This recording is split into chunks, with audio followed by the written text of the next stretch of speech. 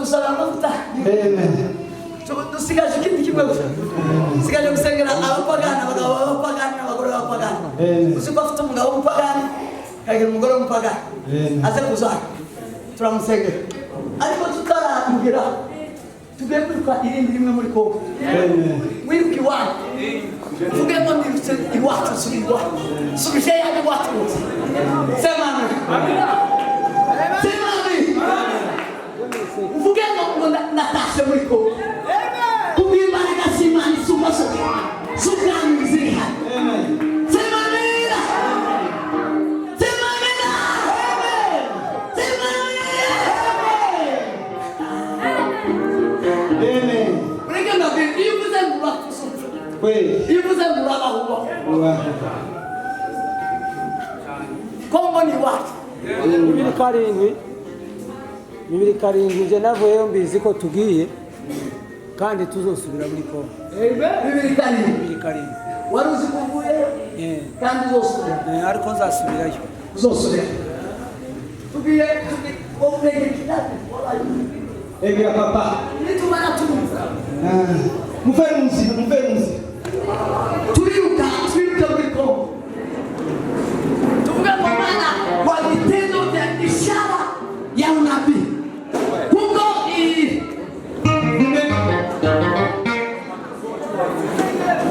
kimenyetso cy'ubuhanuzi. Mungu gusengera Kongo kuko ikimenyetso cyo guhanuzi. Tubitangiye mu Kongo ka. Abanyamurenge batangiye muri Kongo ka.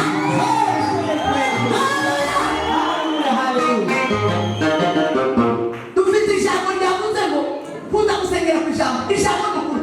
Yavuze ngo wokongera ukemera. Wakongera kandi ukagira ute? Kemerwa. Tuvuge ngo turemewe muri Kongo none. Muri Kongo. Haleluya. Tezamena. Tukoke. Bwana sibe. Amen ndiwe milele. Bwana sibe. Ashangiwa ya kosa milele. Imani yangu tuzofungura kanisa imirimba bita kukabana. Ni imirimba. Kukabana abantu bitwa kukabana. Ingana hitwa kukabana. Haya tuzoje kufungura kanisa. Imana yangu ko ari kanisa gitororo rye. Kandi nazo bona twashanye n'uwo. Nonega twebwe turiruka tugere kukabana. Kandi tuzoshimira kanisa. Nini kukabana ni? Ninga. Andi hitwa kukabana. Obo birahindutse. Buri wese yirukanga ngeri wawe. Iwa. Akomo. Sobe iwa. Abuke mizi. No, kukabana. Aunda nerayo sobe ni kanisa. Sawa. Amana yangu. Naunda handira. Tuwasime kanisa. Nibarika wewe. Alikuwa ni kanisa litorero rya Kristo. Sema amen. Yangu ndio sina kukala simba kugeza none.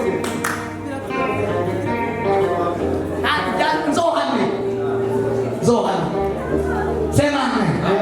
Tuje kusimama mufate misira.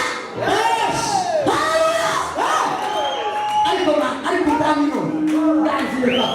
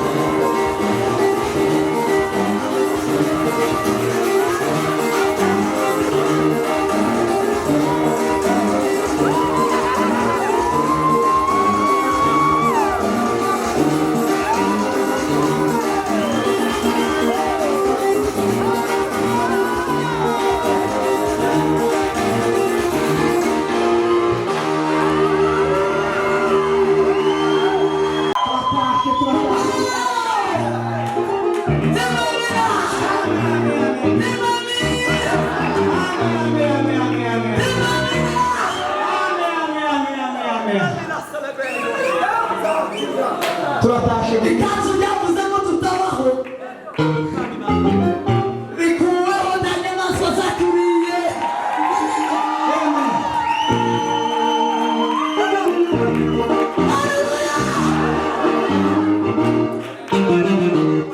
Tugitashe mu izina, tugituye mu izina, tuticaye mu izina.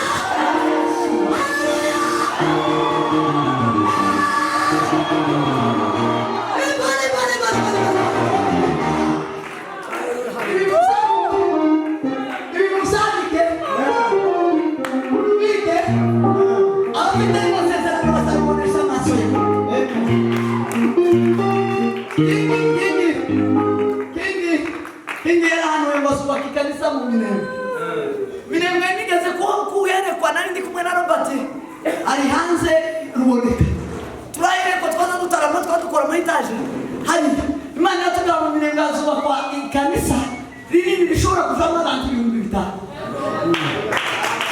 shobora kwicaramo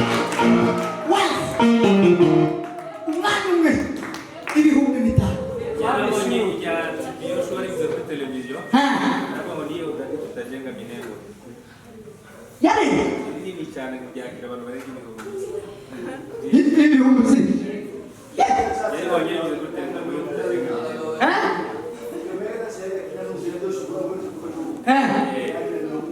ibihumbi 40 wari umusozi mega church synagogue church yes ibyo ngibyo Imana yarabivuze none tubitashe mu izina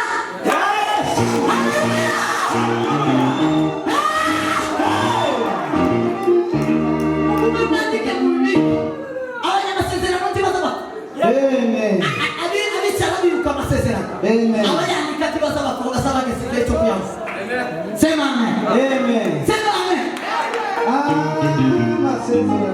sema amen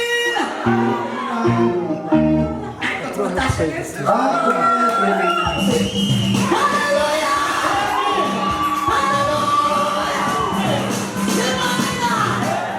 sema amen icyo tuzocubaka neza twe turi hano abari muri Amerika bazacubaka neza abafite ayo masezerano tuzocubakamo neza tuzokibamo